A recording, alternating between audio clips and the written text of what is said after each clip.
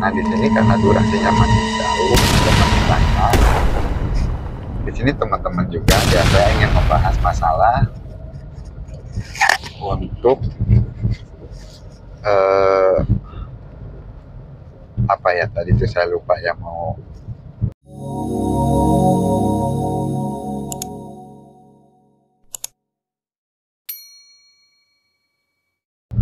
ngebahas masalah jam tayang ya.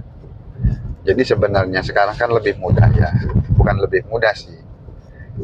Untuk monetisasi itu kan bisa 500 subscriber dan 3000 jam tayang. Nah kalau misalkan kita mau hitung-hitungan yang awalnya 1000 subscriber dan 4000 jam tayang, otomatis kalau misalkan kita mau hitung-hitungan atau perbandingan dengan subscriber, kalau misalkan kita hitung, berarti di setiap 250 subscriber itu, atau kita punya 250 subscriber, jam tayangnya itu harus sudah 1000 ya. Karena kalau 500 subscriber, kita udah mencapai 500 subscriber, otomatis dari jam tayang harus sudah 2000 ya. Jadi di saat kita 1000 subscriber, jam tayang pun udah 4000 jam tayang. Nah ini subscribernya dikurangi setengahnya, dikurangi jadi 500, tapi jam tayangnya itu cuma dikurangi seperempatnya atau dikurangi 1000, jadi jam tayangnya 3000. Nah teman-teman bisa hitung aja saja dari situ ya, kalau teman-teman pengen stabil untuk monetisasi ya, untuk cepat monetisasi. Jadi kalau misalkan teman-teman sekarang yang beranggapan pengen cepat monetisasi dengan cara, misalnya saya pengen menambah subscribernya dulu dah, misalkan lalu teman-teman itu jor-joran atau barbar melakukan sub for sub. Nah di saat teman-teman melakukan sub for sub dan itu hanya dilakukan dengan cara ini ya video short ya, bukan video panjang. Jadi video panjang itu mungkin repot, yang penting dapat itunya aja dulu, 500 subscribernya saja dulu gitu. Itu akan lebih repot lagi. Teman-teman dapat 500 subscriber sebulan atau seminggu, jam tayangnya itu nggak ada 100 jam. Teman-teman harus nyari 2900 jam lagi. Itu. Jadi kalau menurut saya kerjaan 2 kali seperti itu. Kalau mau teman-teman itu melakukan sub for sub diimbangi dengan video panjang. Bahkan sekarang ini banyak sekali yang melakukan live streaming untuk mendapatkan atau mengejar 4000 jam tayang. Jadi ya teman-teman itu bisa lakukan yang seperti itu. Cuma kalau saya pribadi, ya saya tetap masih konsisten untuk membuat video panjang saja.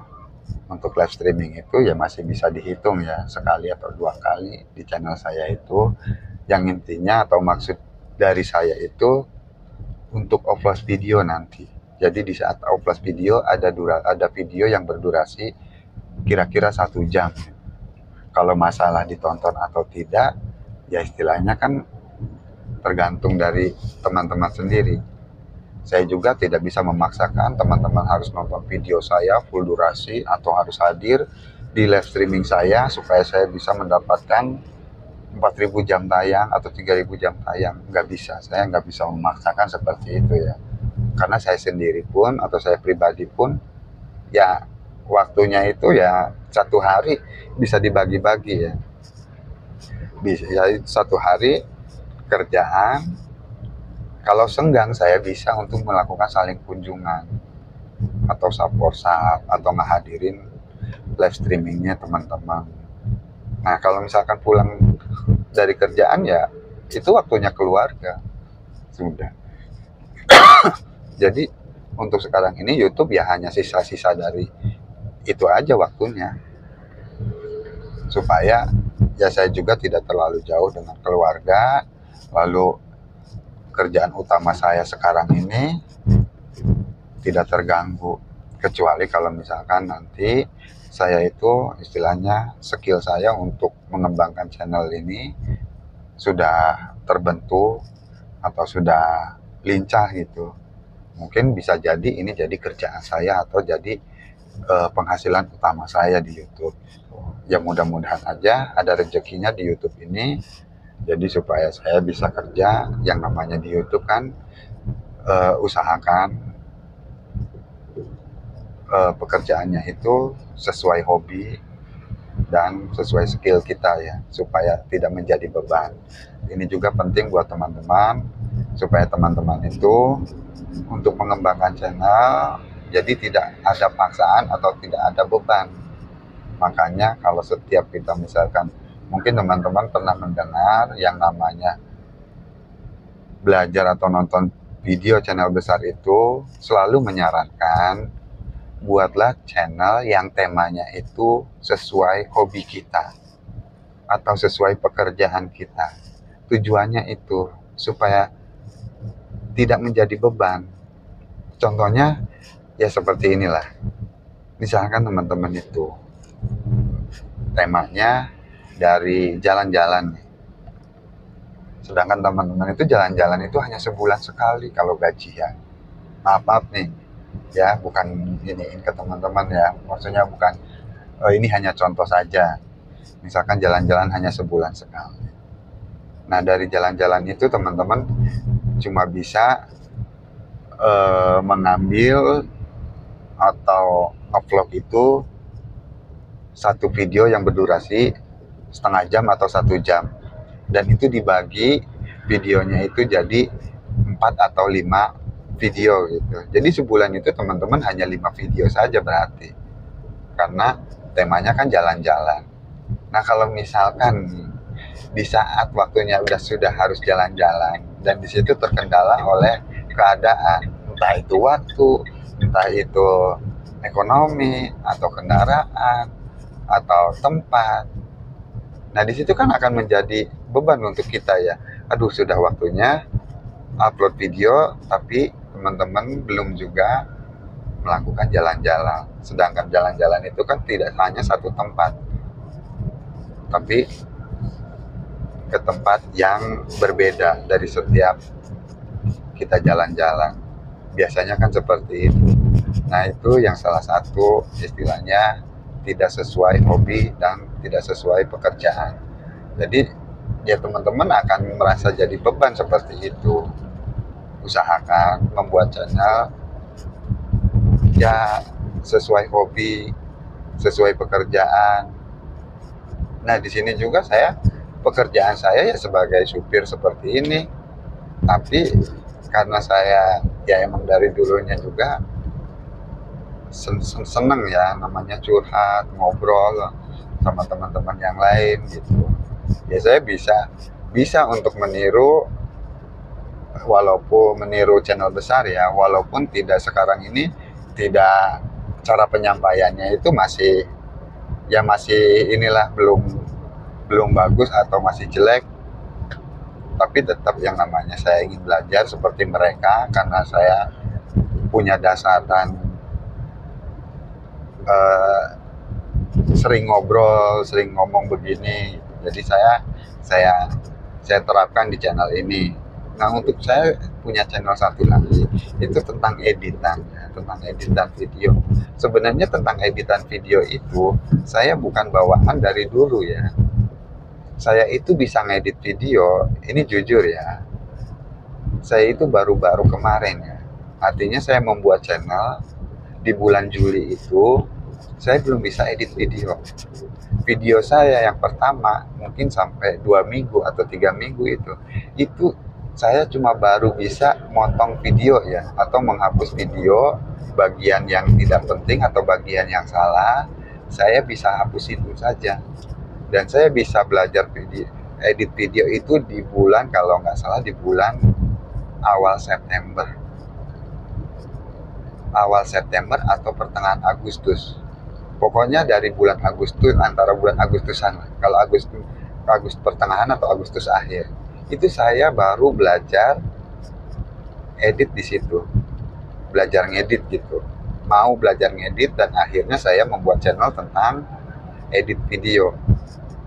Dan lahirlah channel Edit Si Papa. Di situ saya mau ya mengabadikan gitu ya. Mudah-mudahan tentang editan video saya itu bermanfaat buat orang banyak, atau buat orang yang pernah menonton video saya. Jadi saya cuma ingin berbagi dan menyalurkan gitu, karena saya senang gitu ya melakukan edit video. Padahal awalnya jangankan edit video, aplikasinya saja pun saya tidak tahu. Jadi saya belajar. Dan kalau misalkan saya boleh jujur pada teman-teman, untuk edit video itu kalau misalkan nih, saya ada salah satu contoh, pernah saya membuat tutorial edit video dan sekarang saya lupa caranya. Kalau misalkan saya ingin melakukan edit video yang seperti itu, yang sudah saya upload, saya nonton video sendiri caranya seperti apa. Nah, itu lucunya saya itu. Sampai istilahnya saya pernah memberikan tutorial, tapi saya sendiri pun lupa dengan tutorial saya itu. Caranya seperti apa itu, bikin tutorial yang seperti itu gitu. Itu saya. Makanya saya abadikan di channelnya Edit Si Papa. Jadi kalau misalkan saya lupa, ya saya belajar pada saya sendiri gitu. Nah, jadi jangan heran kalau misalkan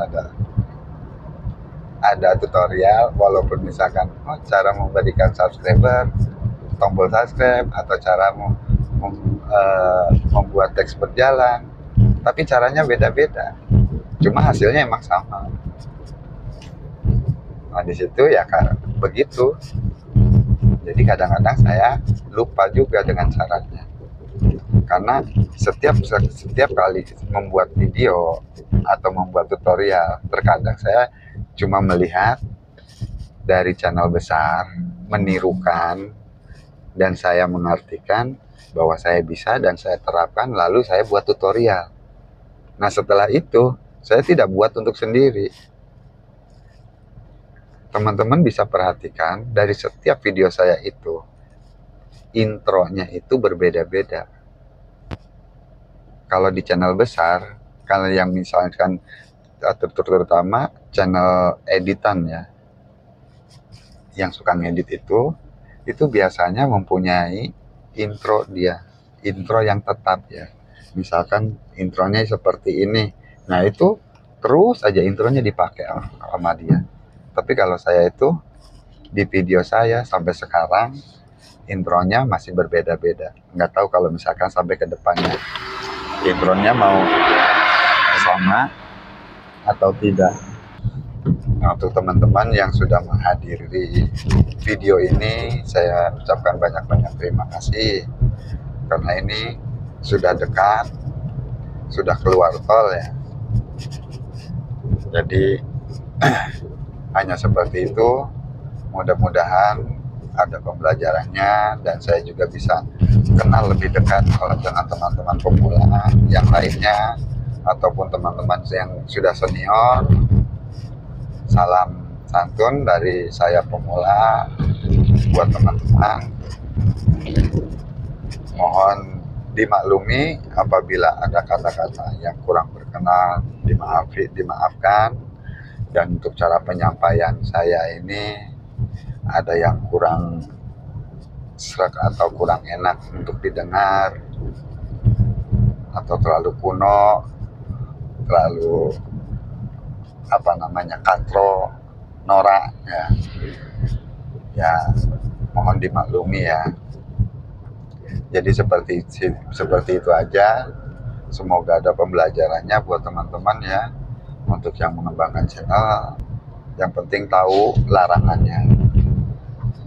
Jadi sharing-sharing dengan teman-teman yang lain itu supaya kita itu bisa sama-sama berkembangnya, sama-sama bisa sukses dan bisa mendapatkan penghasilan dari YouTube.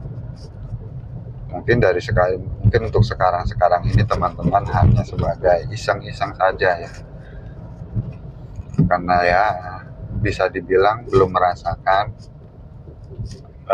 penghasilan dari YouTube atau duitnya YouTube. Hanya yang menjalankan hobi atau pekerjaannya untuk mengembangkan channelnya, terus konsisten, sabar, untuk melakukan saling kunjung juga tidak harus istilahnya sampai teriak-teriak karena nggak dibalas kunjungannya. Tetap teman-teman, kalau misalkan ada yang tidak membalas saling kunjungannya, teman-teman tidak harus berprasangka buruk, tetap berprasangka baik kepada teman-teman yang lain. Mungkin dia lupa atau dia itu ya istilahnya sibuk dan perlu kita ingatkan berkali-kali. Jadi jangan berpikiran si A atau si B tidak amanah terus punya rasa kesal apalagi benci, lalu teman-teman ansab deh. Itu jangan jauh-jauhin yang namanya perilaku seperti itu. Tetap saja kalau misalkan ada yang nggak ngebalas kunjungan kita, ya maklumi aja lah gitu. Karena kita kembali ke diri kita sendiri. Ya khawatirnya kita pun pernah ada di posisi dia. Artinya kita pernah dikunjungi atau di-subscribe sama orang lain, tapi kita lupa untuk mengunjungi atau membalas subscribe-nya. Itu yang dikhawatirkan. Jadi sekarang kita teriak-teriak kepada orang itu, nah kita sendiri diteriakin oleh teman yang lain, malah kita lebih parah lagi. Kan nanti kita malu sendiri. Ya. Oke, mungkin sampai di sini. Terima kasih buat teman-teman yang sudah hadir. Sampai jumpa di video-video saya berikutnya. Saya akhiri. Assalamualaikum warahmatullahi wabarakatuh.